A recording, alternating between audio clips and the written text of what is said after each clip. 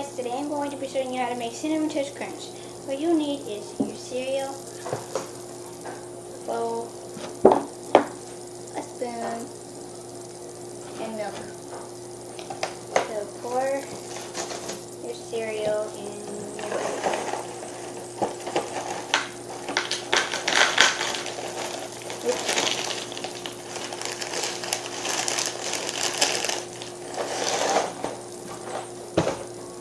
Then pour in the milk.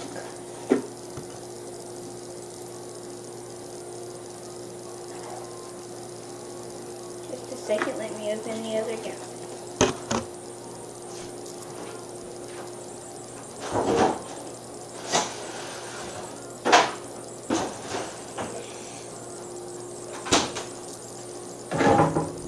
Sorry.